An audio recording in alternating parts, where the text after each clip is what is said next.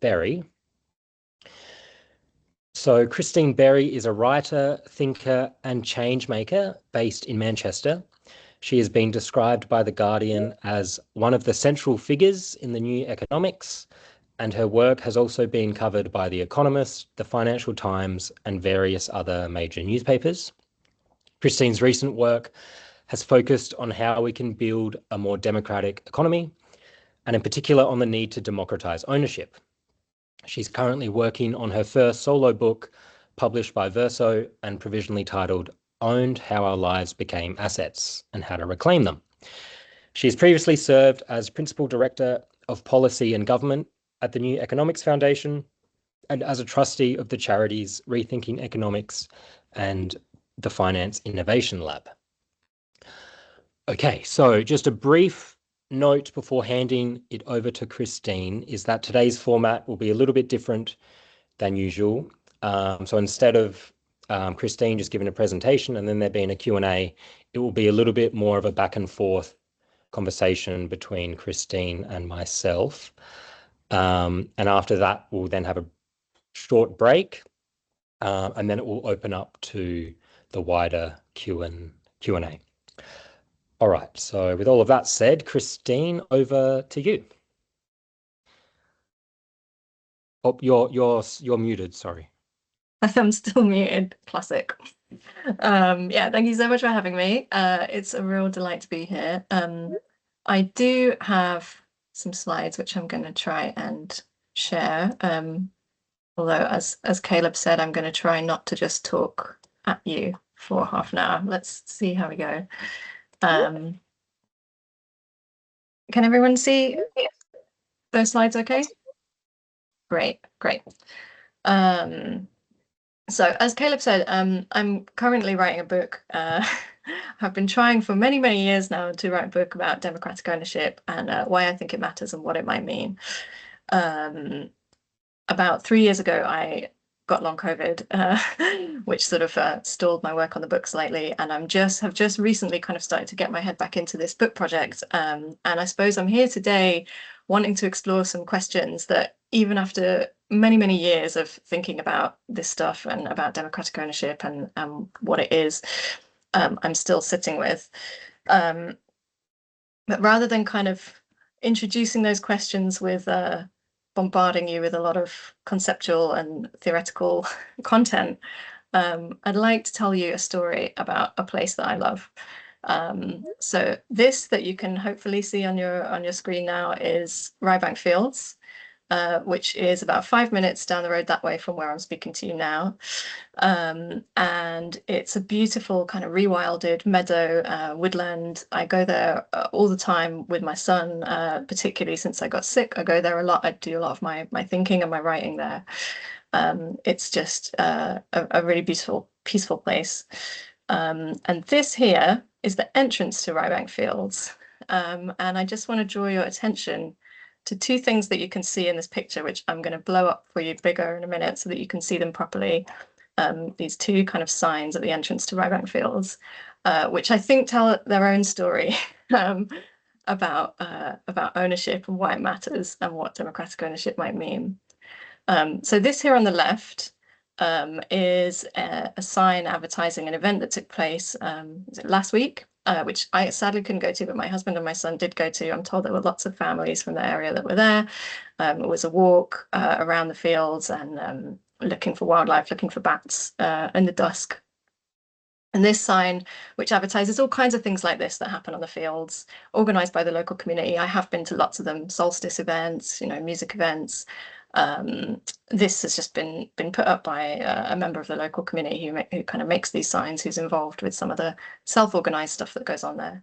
And this on the right that you can see is another sign which has actually been torn down by someone, which is why you can't read it. So I intrepidly wandered over and kind of moved it back the right way up so that I could show you what it says. Warning to public. This site and its contents are private property. No trespassing. You will be trespassing if you access this land without permission of the owner. You'll see it also says danger asbestos keep out, which is a whole other story which we don't need to get into for the purposes of today. So this in the top left here, you can see Manchester Metropolitan University. The Manchester Metropolitan University actually owns Rybank Fields. This was formerly public land, actually, and it was allocated to the university when it was still part of the council. And the land was effectively privatized when the polytechnic universities were privatized. So the land is now owned by Manchester Metropolitan University, who regard any access to that land by members of the community as trespass, including all the lovely wholesome community events that you saw on the previous sign, which are all therefore technically, I suppose, illegal. Now, you can kind of get a good sense of what the local community thinks about this from this sign, which I just had to put on the presentation because when I saw it going to pick my son up from holiday club one day, it actually made me laugh out loud. On the exit to the field, someone has put up this sign which says trespassers will be composted. Sadly, we're on Teams, so I can't see whether anyone else finds that as funny as I do. Probably not. So, I find this interesting because for me, and I think for a lot of people who walk on Rybank Fields, the idea that it's owned by MMU and that we're trespassing by going on there with our kids or with our dogs or for these lovely events, it kind of feels like a fiction. It feels like this kind of absurd fiction.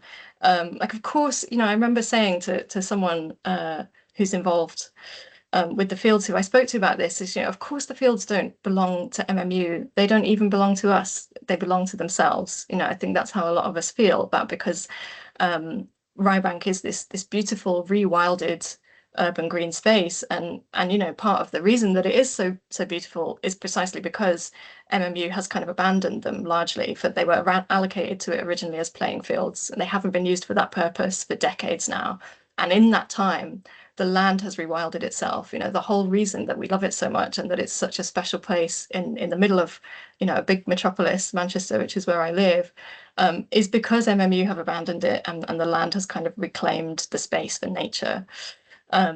So yeah, it feels like a fiction, this idea of legal ownership by MMU, but it is of course a fiction that nonetheless has a lot of power over our lives and over what happens to the fields, which you can see. So when I went to take a picture of this sign on this entrance to the fields, I actually spotted this sign here, which I hadn't noticed before, so I'm not sure if it's a recent addition.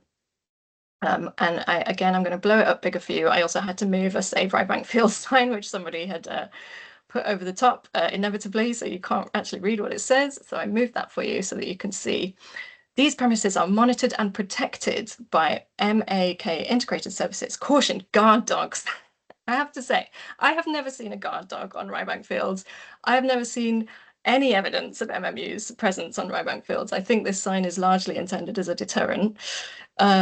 The one sign that I have seen and that the community visibly sees, apart from these signs, of course, of the fact that MMU owns this land, is the survey works that they've been undertaking for the planning application that's currently before Manchester City Council for the 120 houses that they want to build on Rybank Fields. So actually, when I went last week to take these photos for you to put in this presentation, I saw this, which probably doesn't look like much to you because you don't know what used to be there. So this all used to be brambles and hedgerows. I used to pick blackberries here with my son. And a couple of weeks ago, MMU turned up. They actually parked a van across the entrance to the fields in case community members found out that they were going to be doing these surveys and tried to block access, which gives you some idea of what relations between MMU and the community are like as regards to this site. And of course, as soon as this van appeared, messages were going up on the local WhatsApp group saying what's going on here, with the result that when MMU did turn up the next day with lots of heavy machinery and started raising areas like this in order to conduct their survey works for the planning application, within half an hour, half a dozen members of the community were down there, challenging them on whether they were following procedure, challenging them on the fact that apparently they didn't have an ecologist present while they were doing this. When the ecologist did turn up, members of the local community were pointing out to them the locations of burrows of legally protected species that they needed to avoid, which the ecologist didn't know about, because of course the ecologist doesn't know these fields and love these fields like local people do. The ecologist isn't walking there every day. So this kind of disappearance of one of the things that made Rybank Fields beautiful is the only visible sign currently of their ownership on the fields. And I'm gonna, just because personally I genuinely find this kind of a little bit upsetting, I'm gonna put a more pretty picture up while I speak for the next thing that I want to say. I guess what I find interesting about this is, the sign that I showed you before, these premises are monitored and protected by MAK, Integrated Security Services. And this kind of, seeing what I showed you on the previous slide, it kind of got me thinking, well, like, what is it that they're protecting? And ultimately, I think what MMU are protecting when they intervene in ways like this in right fields is their private property. They're protecting their property interest in the field and the financial value that they hope to extract from it by selling the fields to a developer in order to build houses on it.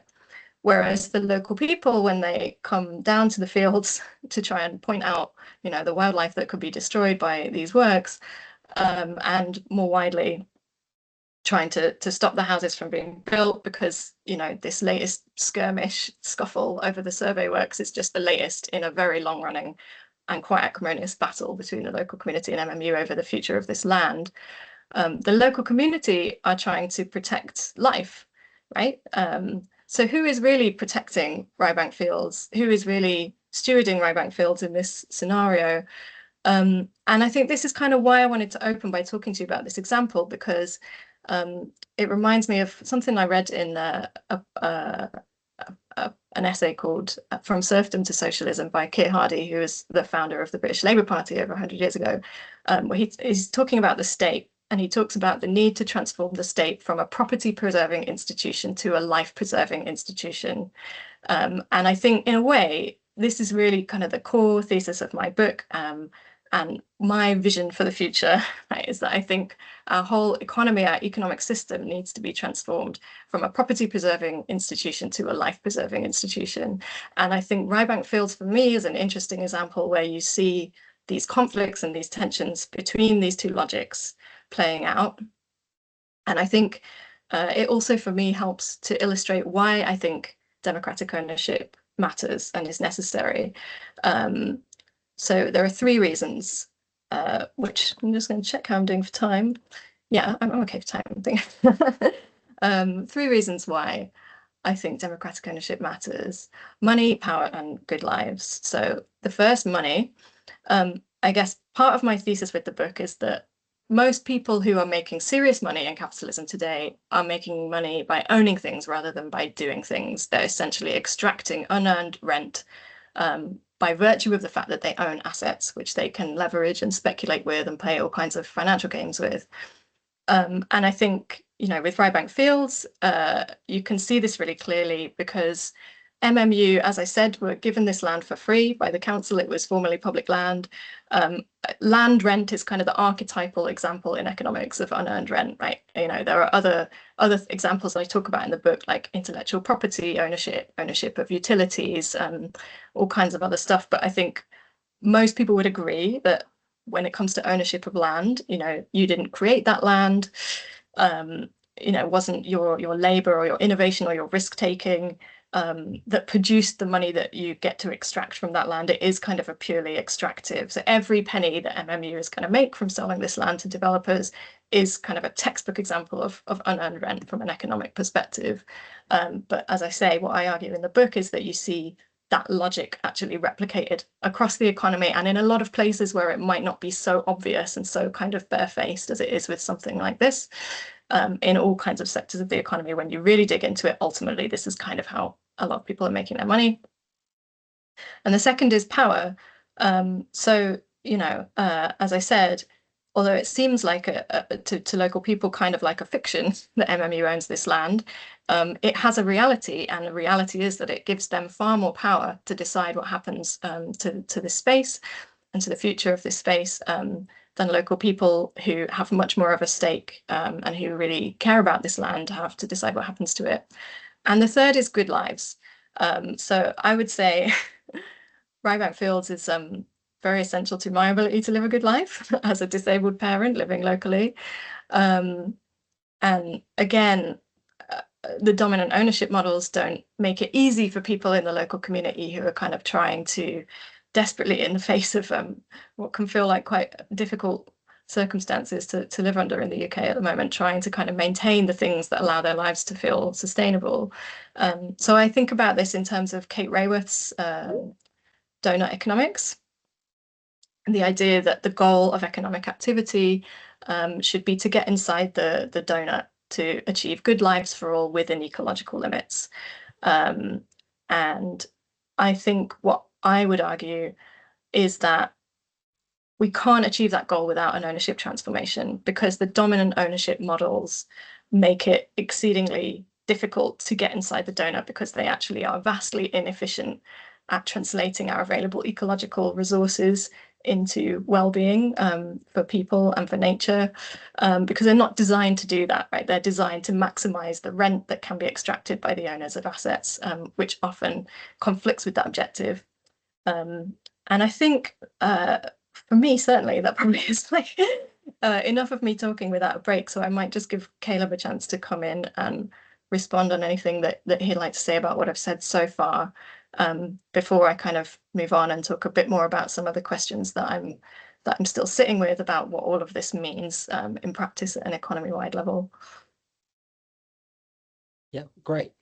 Thanks, Christine. Yeah, so I'm just going to give a couple thoughts on sort of reflecting of what this example of Ryebank Fields can teach us, and how we can sort of take any lessons from examples like this in thinking about how we could have a more democratic economy more widely. So I'm conscious, I don't want what I say to sort of sound critical of the project, but it's more about looking at the questions these kinds of examples raise, and then how a project like Christine's, that's looking at ownership in the economy more widely, can sort of grapple with these kinds of questions. And yeah, so I think it's a really interesting example of like an alternative use of space based on more widespread or democratic control of land use, based on the promotion of different values than capitalist exchange value or property value, as Christine was saying. But I think the sort of first natural follow-up would be to ask, well, how do these kinds of sort of local democratic initiatives in local economies, what lesson can this have for democracy in the economy more widely, as I was saying, right? Like, how can we use this in thinking through about alternative visions for a wider socioeconomic system?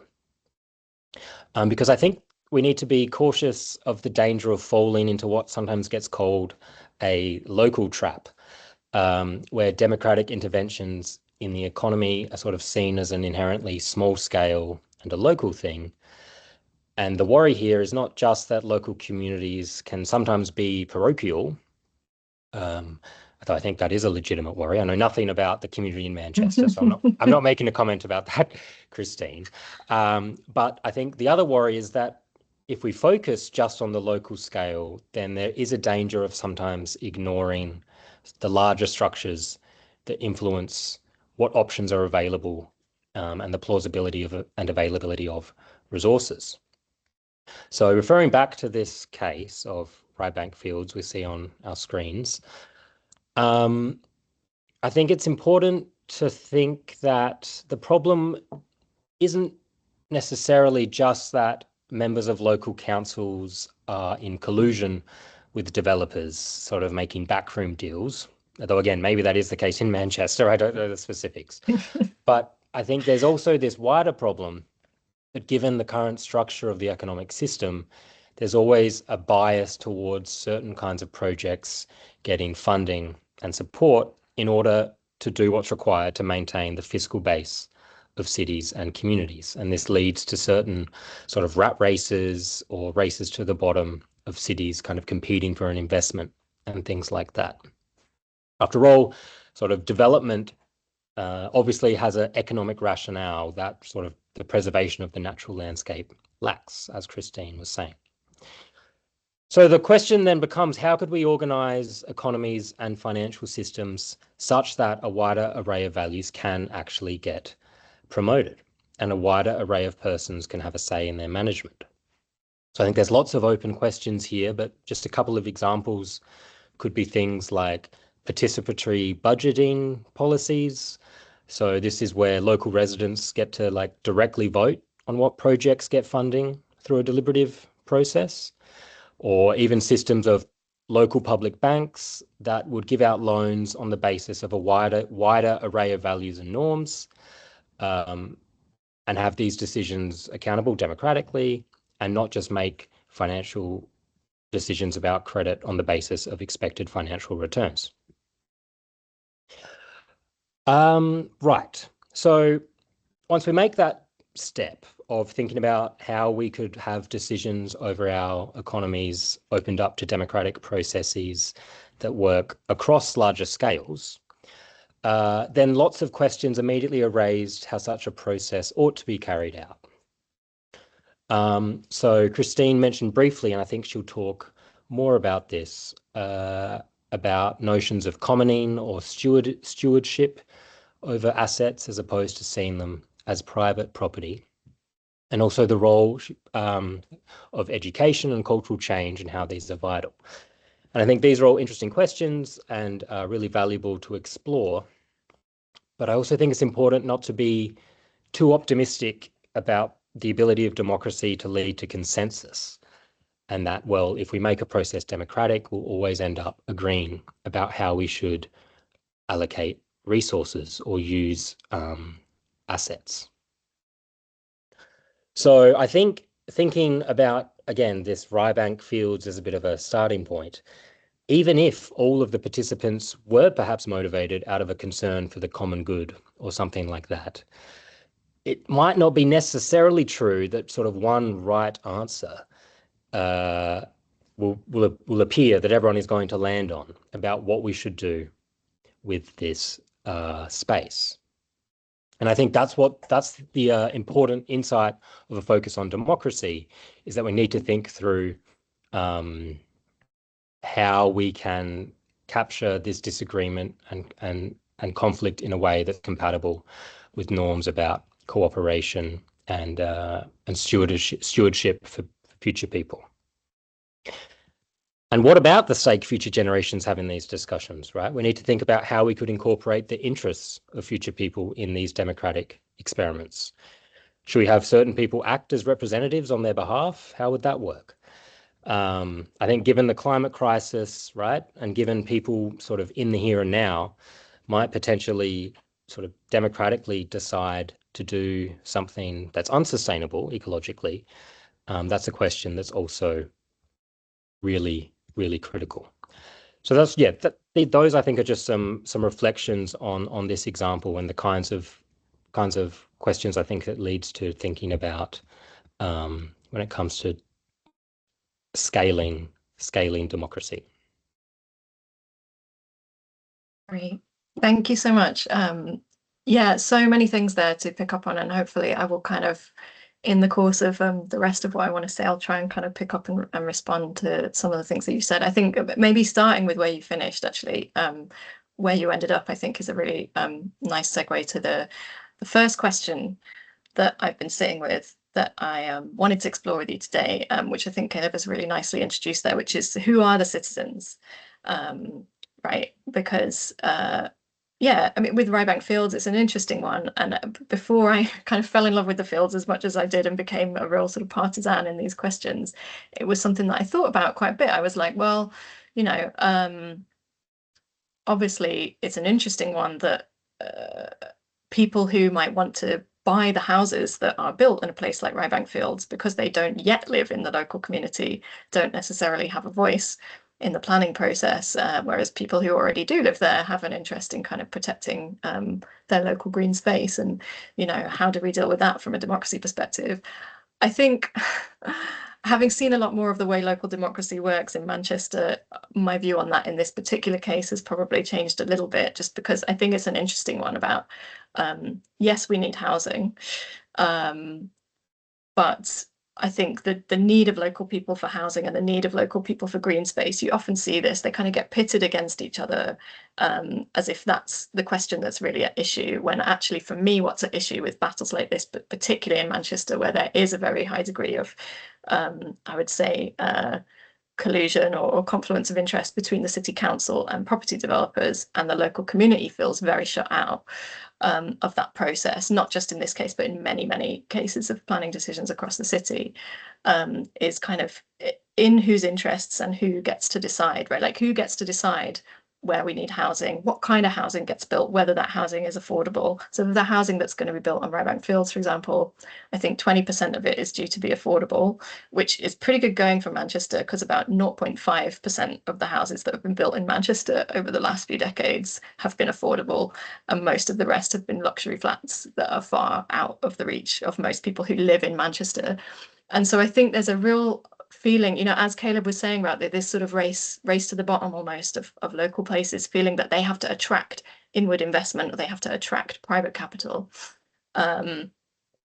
There's a real feeling in Manchester, I think, increasingly, that it's a city that has almost been in the UK like a poster child for this kind of approach to economic development that's very much about kind of attracting private capital to invest in the city. And I think people are starting to realise, that process has actually been much more about developers and investors extracting value out of the city than actually genuinely creating value within the city.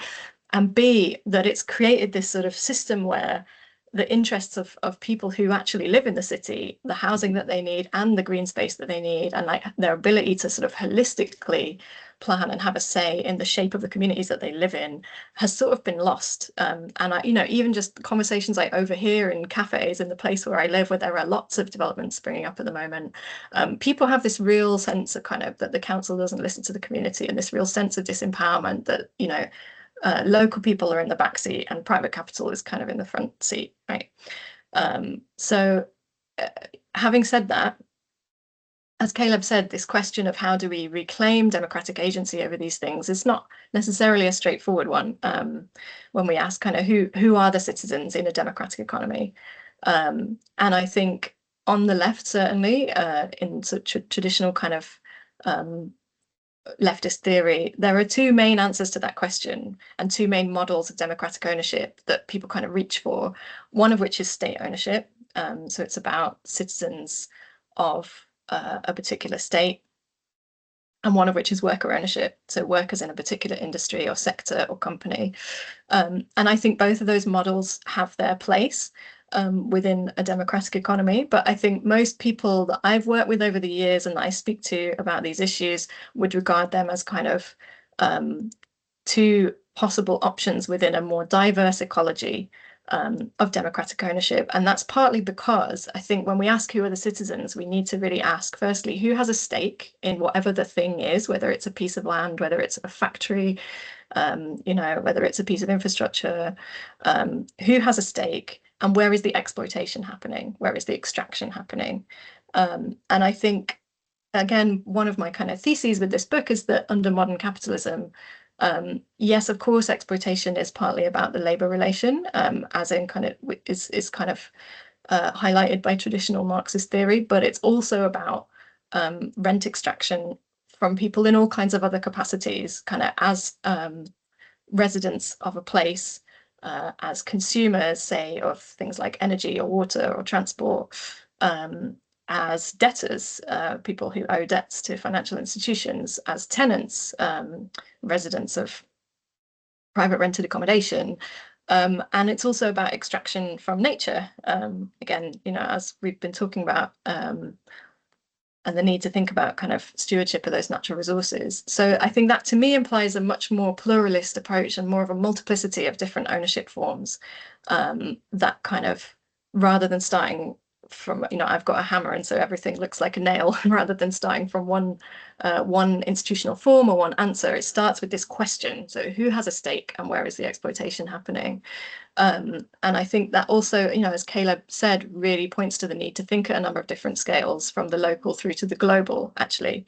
And I think the global is particularly important in a context where we still see, especially in countries like the UK, actually a lot of neo-colonial extraction of resources and value that's taking place from the global south. So one of the examples that I write about in the book actually is the Flu Network, which is a global kind of knowledge commons. Basically, it's a network of scientists who share information that leads to the decision being made about which strains of flu get put in the flu vaccine every year, which I have to get these days of every year to make sure that I don't get sick. So I think it's really interesting that like behind this sort of vaccine that I get every year is this quite interesting model of kind of global knowledge governance, which very few people would know about.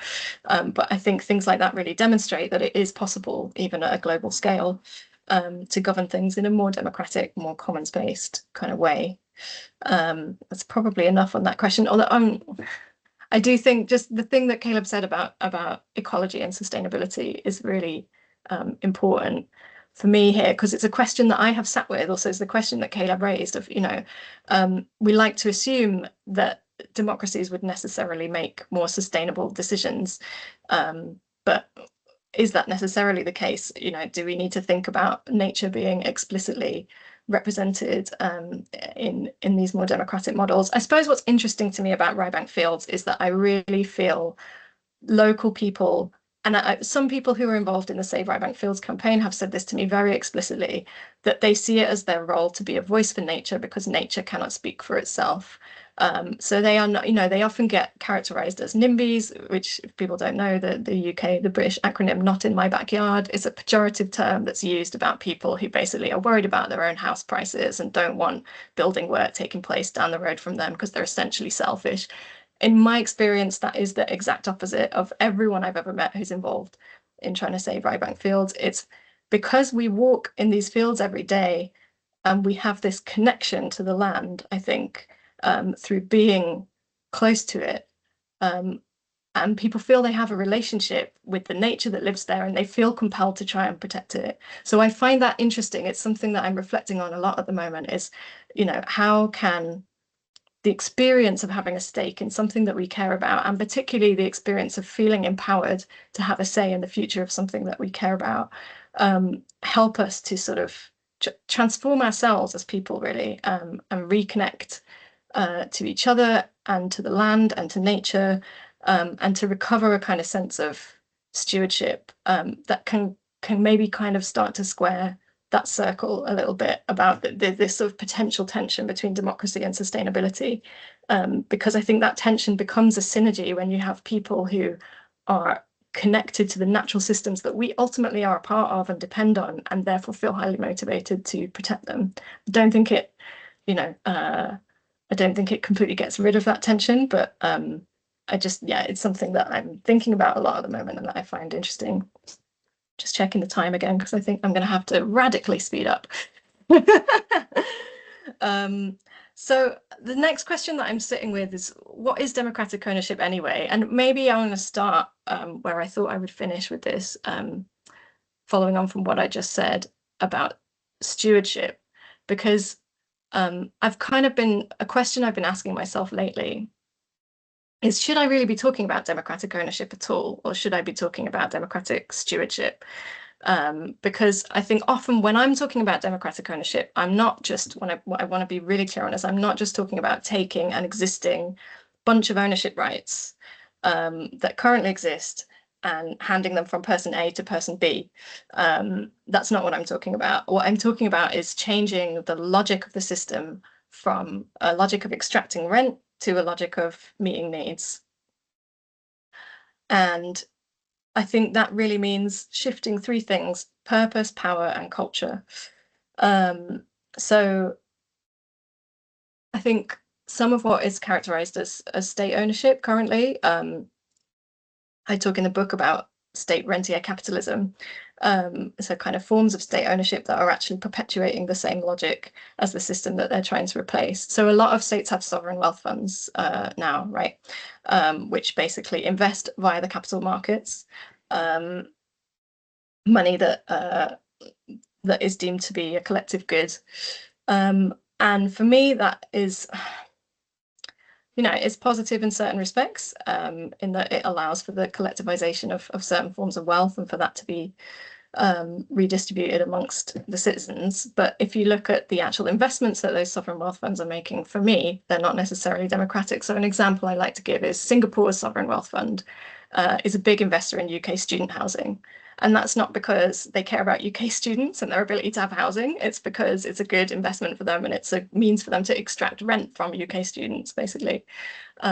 Singapore's sovereign wealth fund also was a big investor in an Australian childcare company called ABC Childcare, which grew to a massive size through very risky, over-leveraged, financialized strategies, and then collapsed, leaving a lot of Australian families without childcare.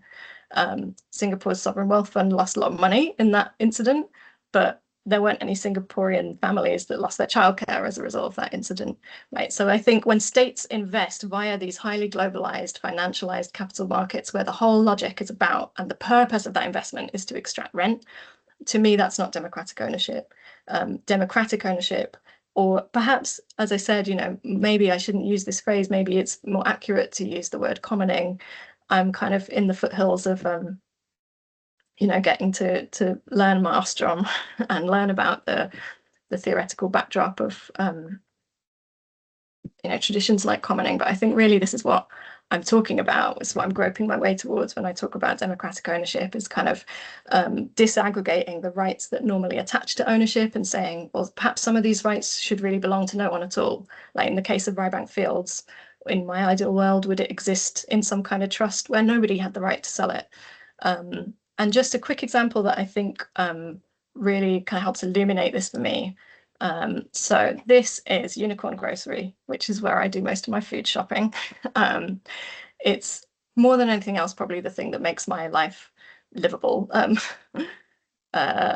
Since I became sick, certainly, I find it very difficult to go in the supermarket. It's too loud, it's too bright, there's too much stuff that it's trying to make me buy that I don't want to buy. Unicorn is the opposite of that. It has this amazing energy about it.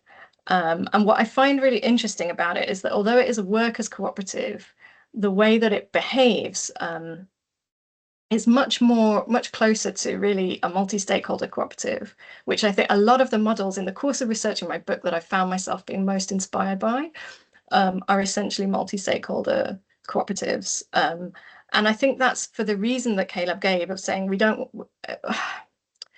we shouldn't assume that democracy is going to automatically give us a perfect solution, right? That it's going to resolve all of the tensions and contradictions between different people's interests. I think for me, what democratic ownership does is gives us a vehicle within which to surface those conflicts and those disagreements, and have decisions about them made based on a shared set of values, rather than those decisions being made either through the market, which favors those with the most money, or through property law, which favors those who happen to own things. And so, yeah, that requires us to learn to navigate conflict and disagreement and all the rest of it, as Caleb said.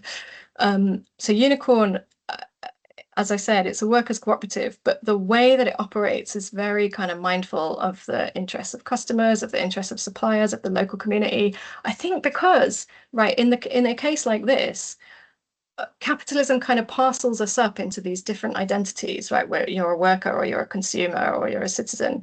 But the reality in a community like this is that Unicorn's workers are also its customers and are also members of the local community. And I suppose, again, this is what I'm groping towards, is that I feel there are modes of ownership and governance that are just more human and less alienated, and that allow us to kind of inhabit our humanness more and to engage with each other as human beings rather than as kind of units in an economic machine. So I was shopping at Unicorn recently. I saw this sign they've got in their window saying, "We're proud to be a workers' cooperative." You won't be able to read it all. You don't have to. Don't. I've blown up the bit that I thought was interesting. I want you to read, which is this bit. It says, "Perhaps it'd be more accurate to describe us as caretakers or stewards. Owning a cooperative business is different. We don't buy our way in, and we don't have anything to sell when we leave. Ownership comes hand in hand with being accepted as a co-op member, but it doesn't mean Unicorn is ours to do what we like with. We appreciate the decades of hard graft skill and accumulated knowledge that have come before us, and we make decisions, always guided by Unicorn's principles, that we believe are best for the co-op as a whole now and in the future." So I think that speaks to a lot of what Caleb was saying in his interventions. So why I've put it up here, I just find it interesting. And I particularly like this bit. It doesn't mean unicorn is ours to do what we like with. So I soul searched a lot about the fact I called this talk ours, right? And I kind of soul searched a lot about I've been thinking about this as a possible title for my book. And all of these questions that I've been sitting with, particularly around kind of governance of nature and stewardship of nature, and should I really be talking about ownership at all, kind of left me thinking, well, like, is that what I'm saying? Is ours the right way to think about this, particularly when we're talking about natural systems? A lot of these things, they're not really ours, and we don't want to replicate like this kind of proprietarian logic. And where I landed with it in the end was, well, yeah, like they say with unicorn, these assets or these things that we think should be democratically owned, they're not ours to do what we like with, but they are ours to look after. They are ours to take care of. They're not our property, they are our responsibility. And I think I'm probably going to almost leave it there because I think I'm going way over time. But the third question that maybe we'll pick up more in the discussion that I think that leaves us with is, what does this ask of us as human beings? Because I think, again, when I started writing this book, I thought I was going to have to set out a kind of taxonomy or a perfect blueprint of like which sectors should be subject to which forms of democratic ownership. Where is state ownership appropriate? Where is community ownership appropriate? Where is worker ownership appropriate? And where I've ended up with it, or where I am at the moment, is I feel really, for me, economic democracy and democratic ownership isn't about this or that institutional form. It's about the spirit that animates it. And I think why unicorn is interesting is it's just got this very beautiful spirit that animates it, that makes it an incredible place to shop, and I think probably an incredible place to work as well, and an incredible thing to have in your local community. And I want more of my life to be like that. And I'm interested in how we can kind of grow those enclaves that already exist, right, in every community, as Caleb said, of ways of organizing life differently. And I think, yeah, we need to not underestimate what that demands of us on kind of a human level as a move towards a different way of being.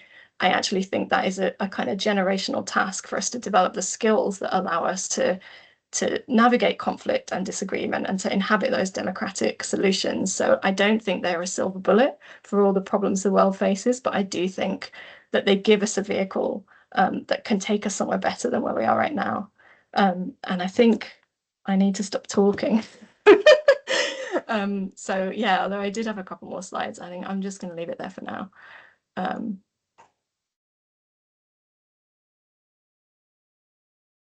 You're muted, Caleb. You're muted, Caleb. Sorry. Great. Thanks, Christine. Now, I might just check with you, Christine, actually. Would you like to take a break now and do Q&A, or would you? I also have a few reflections I could quickly give before we take a why break. don't you give your Okay. Yeah. That'd be nice. Well, first of all, just thanks for your presentation and articulation of your book. I think it's very exciting and interesting, and I can't wait to read it. One thing that occurred to me reading some of the things you sent me and what you were talking today is that there are alternatives sort of right around us in the world today. I think sometimes we fall into the trap of like, oh, we're living under neoliberalism, right? And we can be blind about looking at the different ways that people are experimenting with structuring economic life. So one concept that's sort of relevant here is we could maybe see these experiments in democracy as forms of what sometimes is called experimental utopias. So they are utopian in one sense, in that they're putting forward a radically different sort of ideal about how we associate with assets or other people, or the motivations to engage in economic exchange and things like that. But they're not sort of these blueprints about how we should organize society. And then, well, what do we do? How do we get there? But they're actually sort of on the ground, real living things with a heartbeat. And we can go to the Unicorn Co-op in Manchester and talk to people and see why they do it and the challenges they face, right? And so there's lessons that we should be able to learn about what's feasible, how we could try and slowly build up in wider institutions that reflect these kinds of different values. So I found that a very influential part of your emphasis on like just the different things that are out there in communities. And then the last thing I'll say, and then we'll take a short break, is so Christine laid out sort of 3 reasons why democratic ownership matters, sort of but more equal distributions of money and wealth, power, and sort of living good lives that are sustainable ecologically. Maybe just one more to throw into the mix is that it can lead to a sort of reconciliation for individuals with and us as communities with our sort of shared social and economic life. So what I think a big worry people have today in contemporary societies is like these feelings of disconnect and a sense of being left behind. I'm relatively privileged, I think, but I even sort of have these kinds of feelings. And one part of our project is also looking at the popularity of sort of authoritarianism and far-right politics. And I think this can in part be explained by this movement's kind of ability to tap into some of these notions of insecurity and dissatisfaction held among the populace, right? And give a story that helps explain it. So it's a false story based on exclusive rhetoric and fear, but its power comes from touching on, at least in part, some of these powerful deep-seated feelings. People feel like the game is rigged against them and that they've had no say in setting up the rules of the game. And I think in many ways this is true. What is the economy for? What's its purpose? What ends and values do we as a society want the economy to pursue? Is it just about the wealthy elite extracting as much value as they can out of everyone else? Or should it be about more than that, based on ensuring all of us live good lives together? And when it comes to thinking about, our own individual role, what are we doing when we engage in economic activity? Are we just there to scrape by and make money for someone else? Or do we want to be partaking in some wider system whose ends and aims we can be said to affirm in part because we've had some say in how they're constructed? So often these fundamental questions are just left entirely off the table of political discussion and aren't up for democratic debate. So I think a big power of the sort of experiments in economic democracy that Christine has been shedding a light on is that by putting these questions back on the table, they can give individuals more of a say in the world they're inhabiting.